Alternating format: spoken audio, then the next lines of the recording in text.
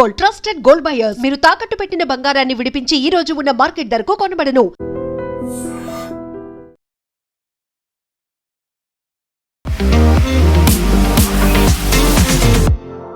నమస్తే, నేను Kavitha. Welcome to I dream news and నిజాలు. ఇరాన్ మీద అమెరికా, ఇజ్రాయెల్ సంయుక్తంగా చేస్తున్నటువంటి దాడులు 30వ రోజు కంటిన్యూ అయ్యాయి. ఇప్పుడు సెకండ్ మంత్లోకి ఎంటర్ అయిపోయింది. ఈ నేపథ్యంలోనే ఇప్పటిదాకా ఆర్మీ ఎంటర్ అవ్వలేదు, but army boots on the ground అక్కడ భూతల దాడులకు కూడా సిద్ధమయ్యాము అంటూ అమెరికా అనౌన్స్ చేసింది. వీఆర్ వెయిటింగ్, మేము ఎప్పటి నుంచో ఎదురు చూస్తున్నాం, మీరు రండి, ఇక్కడ ఉన్నటువంటి సముద్రంలో షార్క్లకి ఆహారంగా మారండి అనేటువంటి ఒక మాటని ఇరాన్ కూడా చెప్తోంది. నెక్స్ట్ ఏం జరగబోతోంది? ఇప్పుడైతే మధ్యవర్తిత్వం వహిస్తున్నాయి పాకిస్తాన్, టర్కీ, ఈజిప్ట్. ఆ తర్వాత సేమ్ టైం యుద్ధానికి కూడా సిద్ధమవుతున్నాయి రెండు దేశాలు. నెక్స్ట్ మనతో పాటుగా ఉన్నారు సీనియర్ జర్నలిస్ట్ సురేష్ కొచ్చాతిల్ గారు. సార్ నమస్తే. సో 30 days కంప్లీట్ అయిపోయాయి, ఇప్పుడు మళ్ళీ సెకండ్ మంత్లోకి ఎంటర్ అయ్యింది. ఎలా ఉంటుంది పరిస్థితి అసలు? అది ఎవరికి అర్థం కావట్లేదు. ట్రంప్ ఏమో అన్నారు, ముందు మీకు గుర్తుంటుంది, యుద్ధం అయిపోయిందన్నారు. తర్వాత అన్నారు, లేదు యుద్ధం ఇంకా కొనసాగుతుందన్నారు. మాకెవరు అక్కర్లేదు, మేమే గెలిచేసామన్నారు. తర్వాత అన్నారు, కాదు నేటో అలయన్స్ ఎక్కడ ఉన్నారు, ఎందుకు రావట్లేదు అన్నారు. ఆయన కాంట్రడిక్షన్ చేస్తున్నారు. దీన్ని కొంతమంది అమెరికన్ సైకాలజిస్ట్ ఏమంటున్నారంటే, ఆయన ఒక టాక్టికల్ పొజిషనింగ్ తీసుకుంటున్నారు. ఒకరోజు ఒక చెప్తే నెక్స్ట్ ఇంకో రోజు ఇంకోటి చెప్తే ఎనిమీ కన్ఫ్యూజ్ అయిపోతారు. అంటే ఇరాన్ కన్ఫ్యూజ్ అయిపోతున్నా, ఈయన ఏం ప్లాన్ చేస్తున్నాడు. పాకిస్తాన్లో కూర్చొని మాట్లాడుతున్నా అంటారు, అందరు ఉన్నారు కానీ ఇరాన్ లేరు, ఎవరితో మాట్లాడతారు? మళ్ళీ ఇరాన్ దగ్గర వెళ్ళి మాట్లాడడానికి ఎవరికి దమ్ము లేదు ఇప్పుడు. బేసిక్లీ ఈవెన్ పాకిస్తాన్ భయపడుతున్నారు.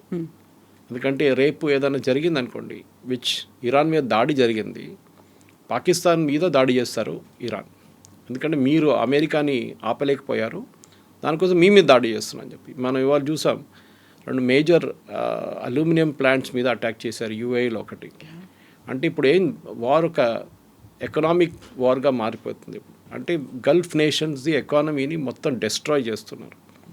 ఖతార్ గ్యాస్ మొత్తం కొట్టేశారు, 80% వాళ్ళ ప్రొడక్షన్ పడిపోయింది. సౌదీ అరేబియా వాళ్ళ మెయిన్ స్ట్రేట్ ఆఫ్ హార్మోస్ నుంచి ఆయిల్ తీసుకురాలేకపోతున్నారు. ఇక్కడ నుంచి 7 million barrels per day మన ఇటువైపు నుంచి, రెడ్ సీ వైపు నుంచి, యాన్బూ పోర్ట్ నుంచి ఎక్స్పోర్ట్ చేయడం ట్రై చేస్తున్నారు. ఒక స్టేటస్ కో లాగా అయిపోయింది ఇప్పుడు. అంటే ఎవరు ఏం చేయలేకపోతున్నారు.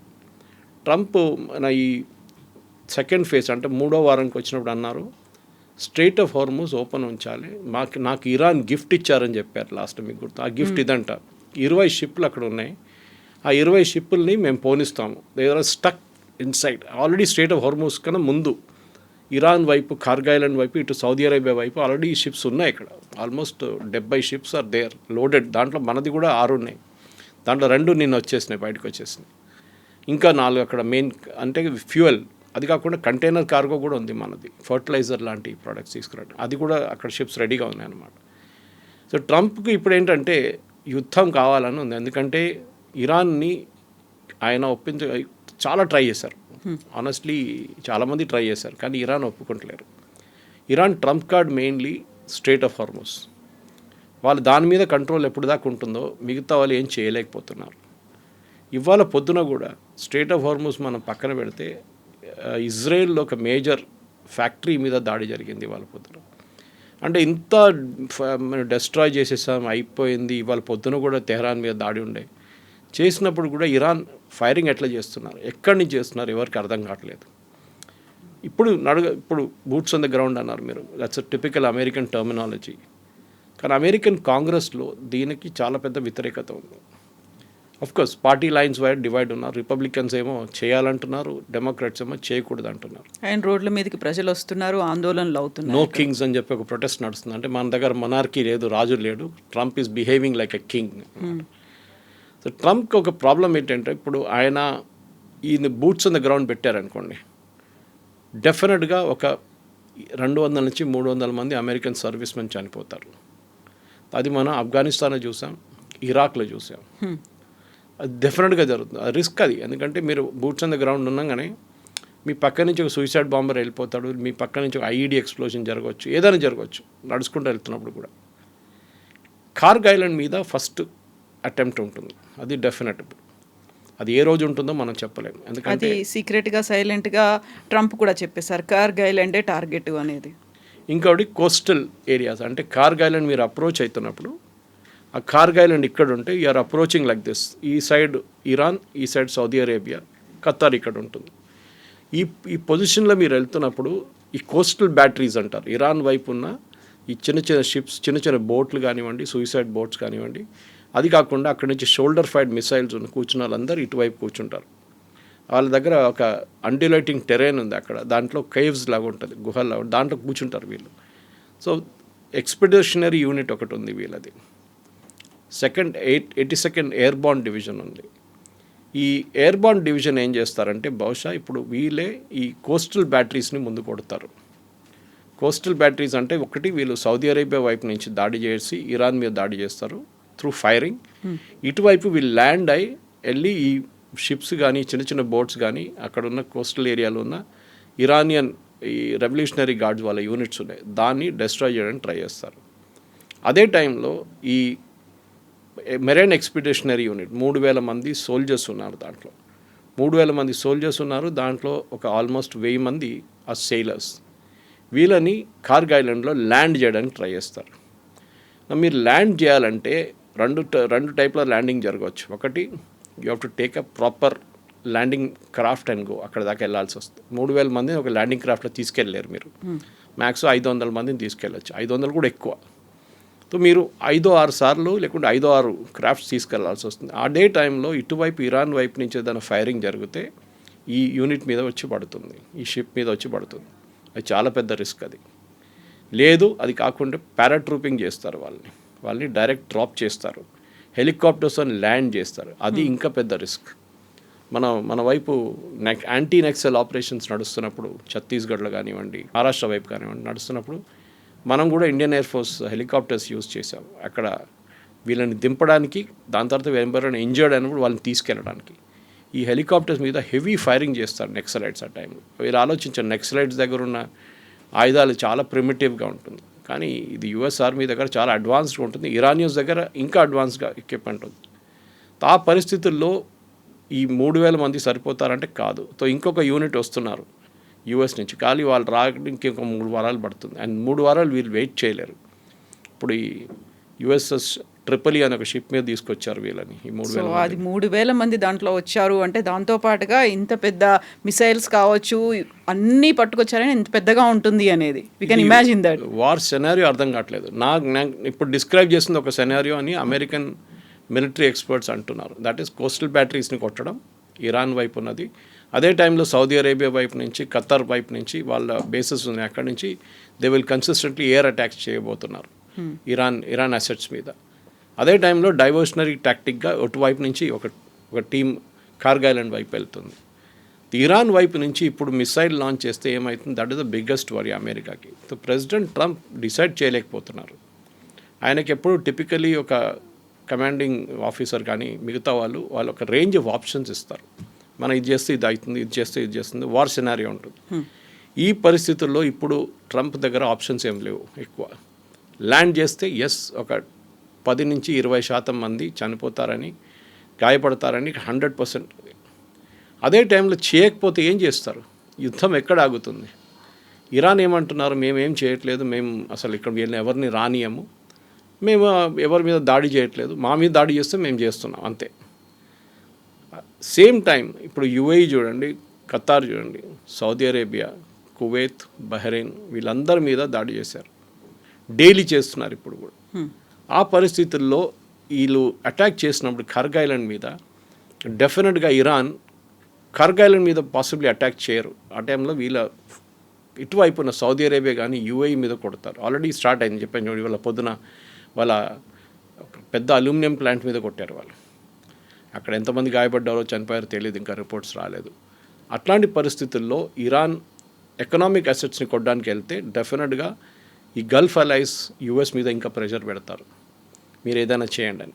అక్కడ కూడా ఒక డివిజన్ ఉంది కవిత గారు. ఒక సౌదీ అరేబియా ఏమో ఇరానియన్ రెజ్యూమ్ని once and for all finish చేసేద్దామని చెప్తున్నారు. దానికి వాళ్ళు యుఎస్కి సపోర్ట్ ఎంత కావాలో సపోర్ట్ చేయడానికి ట్రై చేస్తున్నారు. ట్రంప్ నిన్న ఒక డెరగరేటివ్ వర్డ్ యూజ్ చేశారు సౌదీ మొహమ్మద్ బిన్ సల్మాన్ గురించి. అది మనం ఇట్లాంటి బ్రాడ్కాస్ట్ వాడలేము. బేసిక్లీ ఏం చెప్పారంటే నాకు వచ్చి రిక్వెస్ట్ చేస్తున్నారు. I'm using a very diplomatic word. డెస్పరేట్గా రిక్వెస్ట్ చేస్తున్నారు, ఏదైనా చేయండి అని చెప్పి సౌదీ అరేబియా చెప్తున్నారు. కానీ సౌదీ అరేబియా వాళ్ళకి రిస్క్ కూడా తెలుసు దీన్ని. వాళ్ళ ఎకనామిక్ అసెట్స్ మీద కొడితే మళ్ళీ వాళ్ళకు ఖతార్ లాగా వాళ్ళకు కూడా ఒక 5 సంవత్సరాలు పడుతుంది రికవర్ కావడానికి. మీరు సరే యన్బూ నుంచి మీరు 7 మిలియన్ బ్యారెల్స్ ఎక్కిస్తున్నారు డైలీ షిప్లలో, కానీ అక్కడ హూతీలు మొదలుపెట్టారు ఇప్పుడు గొడవ. నిన్నటి నుంచి హూతీలు కూడా స్టార్ట్ చేశారు. అక్కడి నుంచి ఏదైనా సౌదీ అరేబియన్ షిప్ కానీ ఏ షిప్ అయినా యూరోపియన్ వైపు వెళ్ళే లేకుంటే యుఎస్ వాళ్ళ అసెట్స్ ఉంటే మేము దానికి కొడతామని హూతీలు మొదలుపెట్టారు. ఇటువైపు లెబనాన్లో ప్రాబ్లం నడుస్తుంది. లెబనాన్లో సదర్న్ లెబనాన్ కంప్లీట్లీ ఆక్యుపై చేయాలని చెప్పి బెంజమిన్ నెటన్యాహు వాళ్ళ ఆర్మీకి ఆర్డర్స్ ఇష్యూ చేశారు.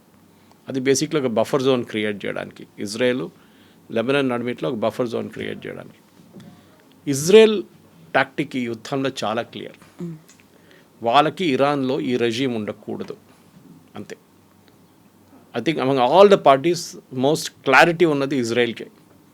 యుఎస్ డిసైడ్ చేయలేకపోతున్నారు యుద్ధం చేయాలన్నా వద్దా, బూట్స్ ఆన్ ద గ్రౌండ్ పెట్టాలన్నా వద్దా, ఎన్ని రోజులు మీరు ఇరానియన్ అసెట్స్ని డెస్ట్రాయ్ చేస్తారు. ఎందుకంటే అక్కడున్న ప్రజలు కూడా ఇప్పుడు యూఎస్ని సపోర్ట్ చేయట్లేదు. ఇనీషియల్ స్టేజ్లో ప్రజలు చాలా మటుకు రోడ్డు మీద వచ్చి ప్రొటెస్ట్ చేశారు. ఆ టైంలో help is on the way అన్నారు ట్రంప్. ఆ హెల్ప్ ఎప్పుడు రాలేదు.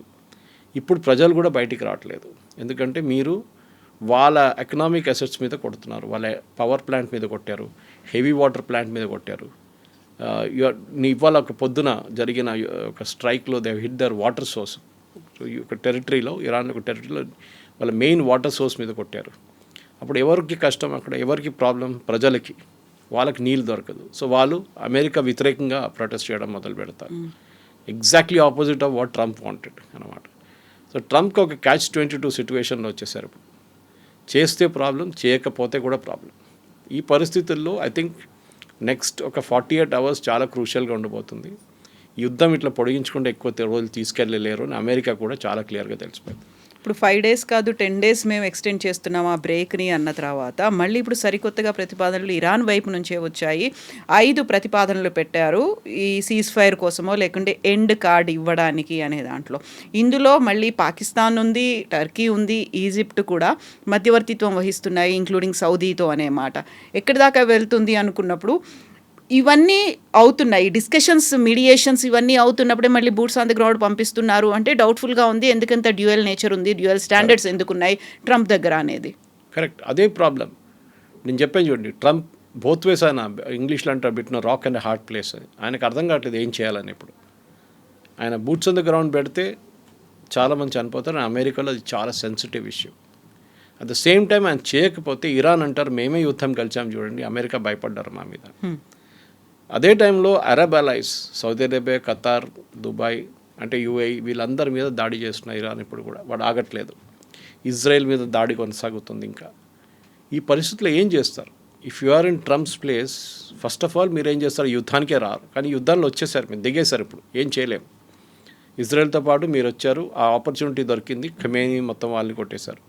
కానీ ఇరాన్ ఆగట్లేదు. మీరు ఇంత చేసినా కానీ 8500 బాంబులు వేసిన తర్వాత కూడా ఇరాన్ ఇంకా చదవట్లేదు. వాళ్ళు చాలా కూల్గా ఉన్నారు. వాళ్ళు రియాక్ట్ అవుతున్నారు. ఎట్లా రియాక్ట్ అయ్యారు అట్లనే రియాక్ట్ అవుతున్నారు వాళ్ళు. ఈ పరిస్థితుల్లో ఒక కమాండర్ ఇన్ చీఫ్కి ఆప్షన్స్ చాలా తక్కువ. ఒకటి, వాళ్ళ యుఎస్ కాంగ్రెస్ వైపు నుంచి కూడా ప్రెజర్ రావడం మొదలుపెట్టింది. ఎందుకంటే technically boots on the ground పెట్టాలంటే యుఎస్ కాంగ్రెస్ అప్రూవల్ కావాలి, అంటే వాళ్ళ పార్లమెంట్ వైపు నుంచి అప్రూవల్. అది తీసుకోలేదు ట్రంప్. ఇన్ఫాక్ట్ యుద్ధం నడిపించడానికి కూడా ట్రంప్కి ఆయన ఎమర్జెన్సీ పవర్స్ వ్యతిరేకంగా ఆయన యుఎస్ కాంగ్రెస్కి వెళ్ళాల్సి వస్తుంది. అక్కడ ఆయనకు డెఫినెట్గా తెలుసు చాలామంది ఆయనకు వ్యతిరేకంగానే ఓటేస్తారు, రిపబ్లికన్ వాళ్ళు కూడా. బికాజ్ అమెరికాలో వియట్నాం వార్ తర్వాత కవిత గారు చాలా సెన్సిటివ్ ఇష్యూ. వియట్నాం వార్ మొదలైనప్పుడు, వియట్నాం వార్ హిస్టరీ నేర్చుకున్న పిల్లలకు కూడా తెలిసింది, లేకుంటే పెద్దోళ్ళు ఆ టైంలో ఉన్న ఎల్డర్స్ కూడా తెలుసు చాలా మటుకు. 8500 ట్రూప్స్ని పంపించారు ఫస్ట్ వియట్నాంకి. ఇప్పుడు చూడండి, you can count the present lot. Already అక్కడ ఉన్నారు కొన్ని ట్రూప్స్. సౌదీ అరేబియాలో 8500 ఉన్నారు, ఖతార్లో ఉన్నారు, మీకు అన్ని ప్లేసెస్లో అమెరికన్ ట్రూప్స్ ఉన్నారు.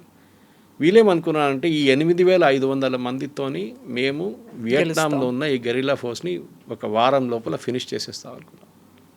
And by the time the war ended, ఆ యుద్ధం కంప్లీట్ క్లోజర్కి వచ్చినప్పుడు అమెరికా 150,000 మందిని అక్కడ దింపాల్సి వచ్చింది వియట్నాంలో. అప్పుడు కూడా ఓడిపోయారు. This is a major historical lesson అమెరికాకి తెలుసు. చాలామందికి ఇది భయం ఉంది. అమెరికాలో వియట్నాం అంటే ఇప్పుడు కూడా వెటరన్స్ చాలా తక్కువ ఉన్నారు. చాలామంది ఏజ్ అయిపోయి ఉంటుంది వాళ్ళది, they must be no more. కానీ అక్కడ వాళ్ళ సైకిల్ ఏదో ఉంది వియట్నాం అనగానే. ఇరాన్ కూడా ఇంకొక వియట్నాం అయిపోతుందో అని అమెరికాకి డెఫినెట్గా ఒక భయం ఉంది, అండ్ ఉంటుంది కూడా అది.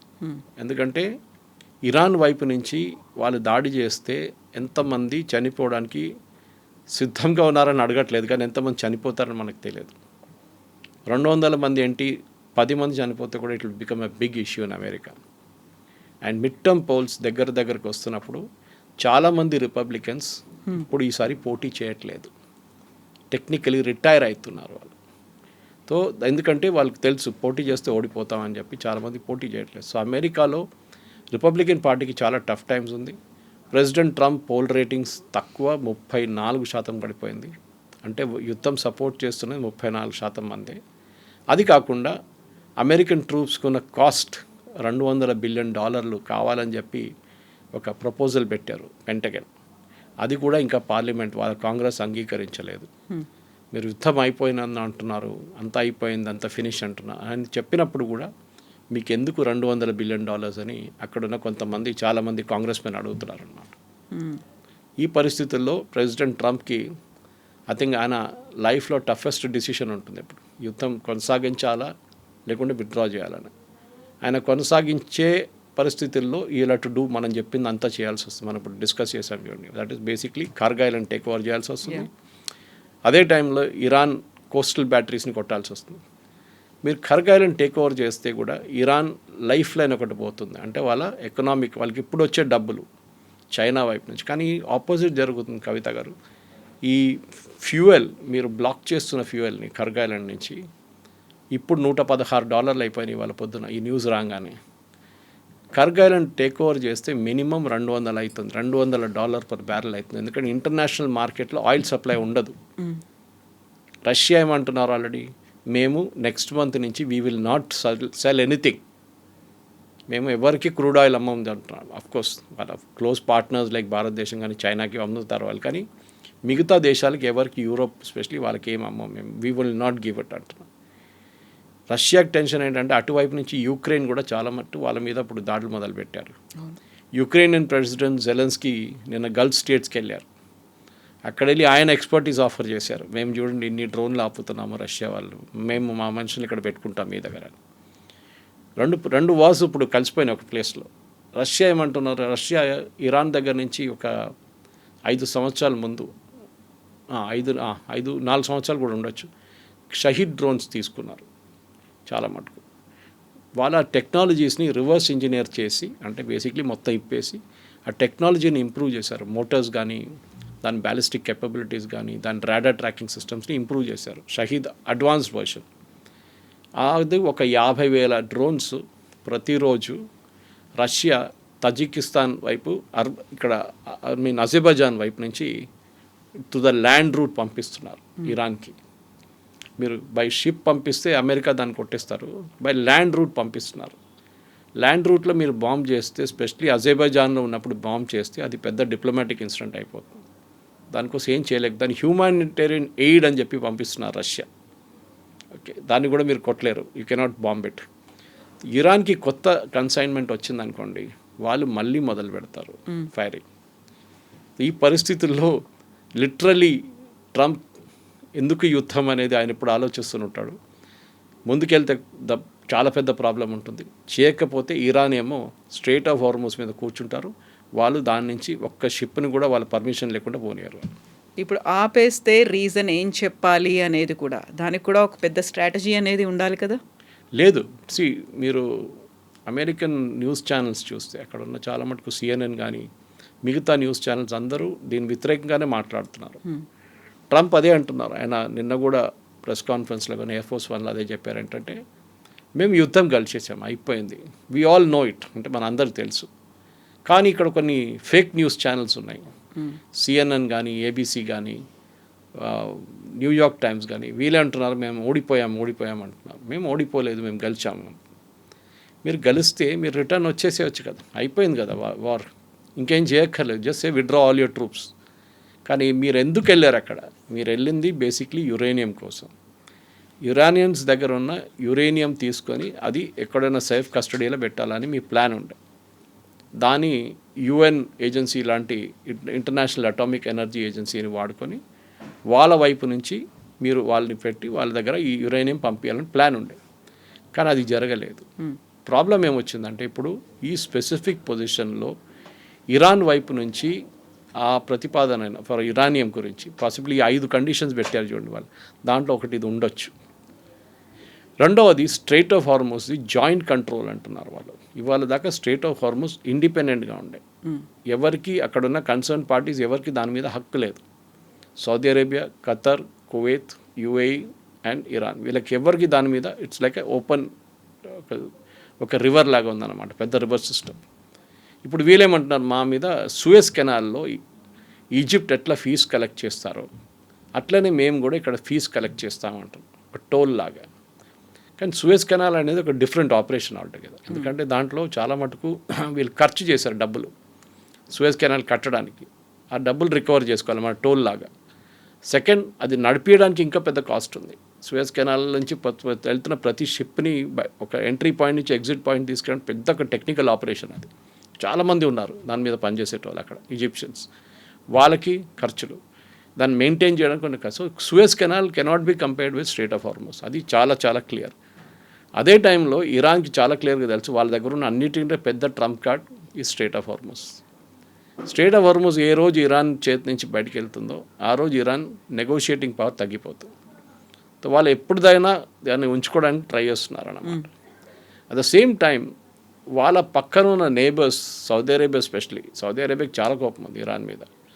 వాళ్ళకి ఏంటంటే ఇరాన్లో ఒక రెజీమ్ చేంజ్ తీసుకురావాలంటున్నారు. కానీ ఈ రెజీమ్ చేంజ్ ఎవరితో చేపిస్తారు మీరు? ప్రెసిడెంట్ ట్రంపే అంటున్నారు మేము మాట్లాడుతాం అనుకున్నారు, మాట్లాడడానికి రెడీగా ఉన్నాం, సిద్ధంగా ఉన్నాం, వాళ్ళు కూడా ఉన్నారు. కానీ వాళ్ళ వైపు ఎవరితో మాట్లాడాలనుకున్నా వాళ్ళని చంపేశాం మేమంటున్నారు. ఎందుకు చేశారు మళ్ళీ? If you wanted to talk to Larijani, మీరు ఆయన ఉంచుకోవాలి ఉండే. He would have been the crucial factor negotiation కోసం. మీరు ఆయన్ని ఎయిర్ అటాక్లు చంపేశారు. ఇప్పుడు ఎవరున్నారు మాట్లాడడానికి? ఇరానియన్ స్పీకర్ పార్లమెంట్లో ఉన్నారు. ఆయన అంటున్నారు no we will not negotiate. Iranian president మాట్లాడలేదు. వాళ్ళ వైపు నుంచి ముస్తఫా అయితే ఆయన ఉన్నాడో లేదో తెలియదు. ఇవాళ ఒక స్టేట్మెంట్ ఇష్యూ చేసిండు ఆయన, రిటర్న్ స్టేట్మెంట్ వచ్చింది. ఆడియో కానీ వీడియో కానీ లేదు. ఆయన ఉన్నాడా లేదా అనేటువంటి డౌట్లు వినిపిస్తున్నాయి. ఇట్లాంటి పరిస్థితుల్లో ఆపోజిట్ టేబుల్ ఎవరు ఉంటారు? అదే నేను స్టార్టింగ్లో మీకు చెప్పాను చూడండి, పాకిస్తాన్లో పీస్ టాక్స్ అంటున్నారు. కానీ the most crucial element Iran ఎక్కడున్నారు? ఎవరు వస్తారు అక్కడికి? ఎవరు రారు కూడా. Nobody will come to Pakistan. సరే ఇరానియన్ అక్కడికి వెళ్ళి పాకిస్తాన్ వాళ్ళు వెళ్ళి మెసేజ్ కన్వే చేసి కూడా ఇరాన్ పట్టించుకోవట్లేదు. వాళ్ళ కండిషన్ చాలా క్లియర్. అమెరికాని ప్రొవోక్ చేస్తున్నారు వాళ్ళు. మీరు మీ ట్రూప్స్ని పెట్టండి గ్రౌండ్లో. అది ఎన్ని రోజులు వీళ్ళు ఒక చెస్ గేమ్ లాగా ఆడుతున్నారు. ఇది ఎన్ని రోజుల దాకా మీరు చేస్తారో మేము చూస్తాం. కానీ మీరు the day you bring boots the ground, ఆ రోజు మీ మీద వీ విల్ ఏం చెప్పారు, we will have fire like hell on you అన్నారు. అది ఏం జరుగుతుందో మనకు తెలియదు. కానీ ఇరాన్ దగ్గర ఎంత కెపాసిటీ ఉందో మనకు తెలియదు. కానీ ఓవరాల్గా కవిత గారు, the problem now is international లెవెల్లో ప్రతి దేశం మీద ఇంపాక్ట్ పడింది, especially oil prices.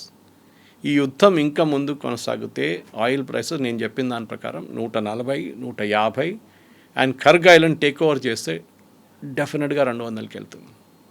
It's unsustainable. Sustain చేయలేరు మీరు ఆ రేట్. ఈవెన్ యూఎస్ కూడా సస్టైన్ చేయలేరు. ఆయనకి డొమెస్టిక్ కంపల్షన్ చాలా ఉన్నాయి. యూఎస్లో ఒకటి వాళ్ళ గ్యాస్ స్టేషన్ ప్రైసెస్ $5 పోయినాయి డీజిల్ ఇప్పుడు పర్ గ్యాలన్, అంటే 3.5 లీటర్స్. పెట్రోల్ కూడా అంతే, సేమ్ గ్యాస్ అంటారు, that also has gone to $4. ఇంకోటి ఫర్టిలైజర్, ఎరువులు చాలా మటుకు 40% యూఎస్కి కావాల్సిన ఫర్టిలైజర్ గల్ఫ్ నుంచి వస్తుంది, ఇదే స్ట్రెయిట్ ఆఫ్ హార్మోస్ నుంచి వస్తుంది. అది రావట్లేదు ఇప్పుడు. అది ఆగిపోతే అక్కడ యూఎస్లో ప్రెసిడెంట్ ట్రంప్కి అన్నిటికంటే పెద్ద ఓటింగ్ కాన్స్టిట్యూన్స్ అక్కడ ఉన్న ఫార్మర్స్. వాళ్ళు ఆల్రెడీ దీని గురించి మాట్లాడుతున్న, వాళ్ళు బ్యాంక్రప్ట్ అయిపోతాం మేము, ఇంకా రాకపోతే మా సోయింగ్ సీజన్ మేము పోస్ట్పోన్ చేయాల్సి వస్తుంది. కొన్ని దేశాలు అయితే ఈ సోయింగ్ సీజన్ వద్దని క్యాన్సిల్ చేసుకున్నారు. మన దగ్గర రబీ కానీ ఖరీఫ్ కానీ ఉంటుంది, అట్లానే వాళ్ళకు కూడా ఉంటుంది. ఒక సీజన్ వాళ్ళు క్యాన్సిల్ చేసేస్తున్నారు. మా ఎరువులు ప్రొడక్షన్ మీద కూడా ఇంపాక్ట్ పడుతుంది. అదే టైంలో మన దేశంలో చూడండి, ఇవాళ కూడా ఇఫ్కో వాళ్ళ నుంచి స్టేట్మెంట్ వచ్చింది, మినిస్ట్రీ ఆఫ్ ఫర్టిలైజర్ నుంచి మనకి కావాల్సినంత ఫర్టిలైజర్ మన దగ్గర ఉంది, ప్రాబ్లం లేదు. 2 క్రాప్స్ కాదు 3 క్రాప్స్కి నాకు ఫర్టిలైజర్ మన దగ్గర ఉంది, మిగతాది కావాలంటే మనం తెచ్చుకుంటాం. ఇన్ఫ్యాక్ట్ మనం ఎంత దూరం వెళ్తున్నామంటే దాన్ని కూడా చూడండి, 4000 కిలోమీటర్ దూరంలో ఉన్న అర్జెంటీనా నుంచి మనం ఆయిల్ అండ్ గ్యాస్ తెప్పించుకుంటున్నాం, స్పెషల్లీ గ్యాస్ తెప్పించుకుంటున్నాం.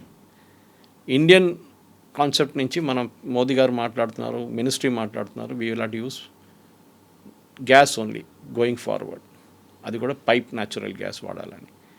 ఇదన్నీ చూసినప్పుడు ఇరాన్ వైపు నుంచి ఇప్పుడు జరిగే ఈ ప్రయత్నాన్ని, రేపు యుద్ధం ఆగిందనుకోండి, situation will take another minimum 2 years, 2 సంవత్సరాలు పడుతుంది మీకు నార్మల్సీకి రావడానికి. అన్ని నెలలు లేకుండా అన్ని సంవత్సరాలు, 2 సంవత్సరాలు తట్టుకోలేరు చాలా నేషన్స్.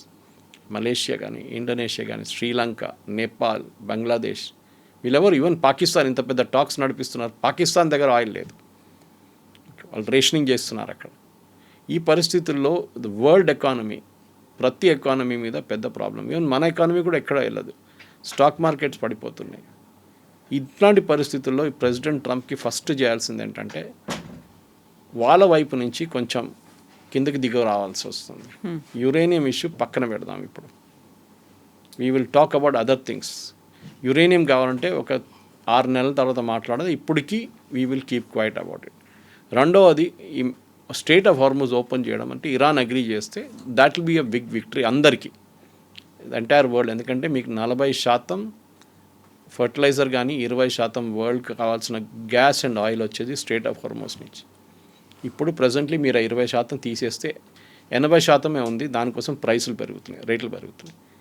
ఈ పరిస్థితుల్లో నెక్స్ట్ సీన్ ప్రెసిడెంట్ ట్రంప్కి బూట్స్ ఆన్ ద గ్రౌండ్ చేయకుండా కొంచెం ఆలోచించి చేస్తే బాగుంటుందని నా personal opinion. In fact same personal opinion అమెరికాలో ఉన్న చాలా మటుకు డిఫెన్స్ అనలిస్ట్ కూడా అంటున్నారు.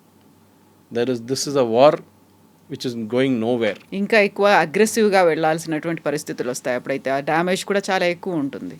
కరెక్ట్, ఎందుకంటే ఇప్పుడు ఆప్షన్స్ ఏముంది, ఒక ఆప్షన్ వార్ కొనసాగిస్తాం, బూట్స్ ఆన్ ద గ్రౌండ్ పెడదాం, కార్గ్ ఐలాండ్ టేక్ ఓవర్ చేద్దాం, ఇరానియన్ కోస్టల్ ఏరియాస్ని కొడతాం.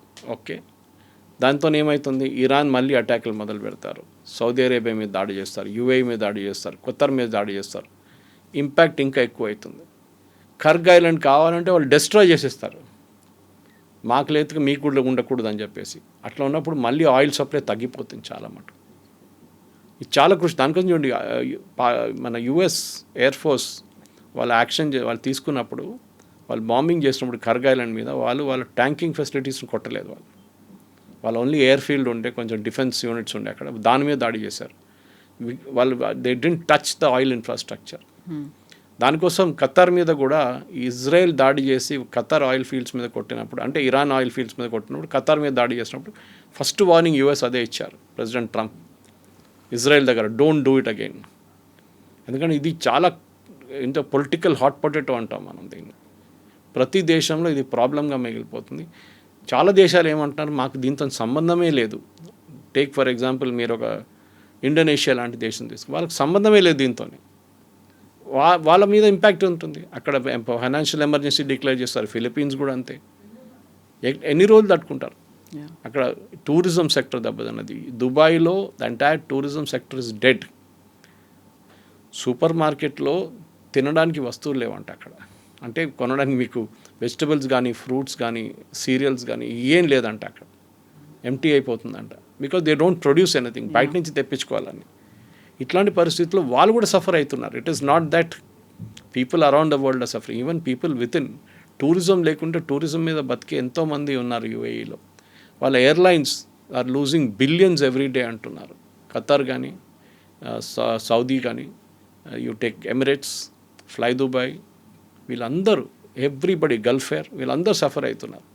ఎన్ని రోజులు అట్టుకుంటారు వీళ్ళకి ప్యాసింజర్ ట్రాఫిక్ లేకుండా నడిపారు. ఇన్ఫ్యాక్ట్ దుబాయ్ ఎయిర్పోర్ట్ వాళ్ళు ఓపెన్ చేసి పెట్టేశారు రిస్క్గా. డజంట్ మ్యాటర్, ఎందుకంటే 75 మిలియన్ ప్యాసింజర్స్ని హ్యాండిల్ చేసే కెపాసిటీ ఉంది. It's transit point. ఈ పరిస్థితుల్లో వాళ్ళు క్లోజ్ చేస్తే ఇంటర్నేషనల్ ఏవియేషన్ మొత్తం దెబ్బతింటుంది. దానికోసం వాళ్ళు కంపల్సరీగా ఫ్లైట్స్ నడిపిస్తున్నారు. I think they are running at about 60-70% capacity.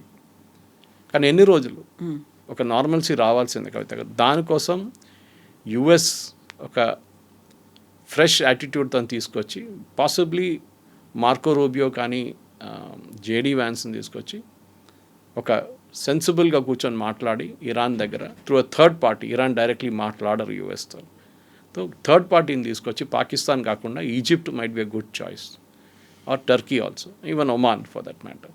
వీళ్ళని తీసుకొచ్చి మెయిన్ 3 పాయింట్లు, ఒకటి న్యూక్లియర్, రెండవది మిసైల్స్, మూడవది డ్రోన్స్, నాలుగోది రెజీమ్ చేంజ్. కానీ రెజీమ్ చేంజ్ జరగదు ఇప్పుడు. ఇరాన్కి డబ్బులు కావాలి, desperate for money. So US ఏం చెప్పాలంటే, ఓకే మీరు ఇది 3 చేస్తే మేము మీకు ఆయిల్ ఇంటర్నేషనల్ మార్కెట్లో అమ్మడానికి ఓపెన్గా పర్మిషన్ ఇచ్చేస్తాం. దాంతో ఇరానియన్ ఎకానమీ ఇంప్రూవ్ అవుతుంది. ఇరాన్లో ఉన్నప్పుడు ఇన్ఫ్లేషన్ చాలా మటుకు తగ్గిపోతుంది. చూడాల్సింది whether Trump will take this step or not. అది చూడాలి మనం. Yes, sir. Thank you so thank you much, very sir. Much. And for more videos, Please subscribe to iDream. Please subscribe to iDream. Please subscribe iDream. And please subscribe to iDream. For more videos, subscribe to iDream. please like, share, and subscribe to the channel. Congratulations, iDream. Subscribe to iDream. Subscribe to iDream. So subscribe to iDream Media. iDream की iDream team अंदर की huge congratulations. Please subscribe iDream Media.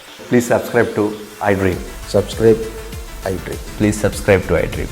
iDream అంటే నా కళల ఛానల్ను subscribe చేసుకున్న నోరు తిరుగుతలేదు, మీరైతే గంట గుర్తు కొట్టండి. For more such videos, please subscribe to iDream. Subscribe to iDream. Please subscribe to iDream. Please subscribe iDream Media. Please do subscribe to iDream. Please subscribe to iDream Media. For best entertainment and information, please subscribe iDream. And don't forget to subscribe to iDream.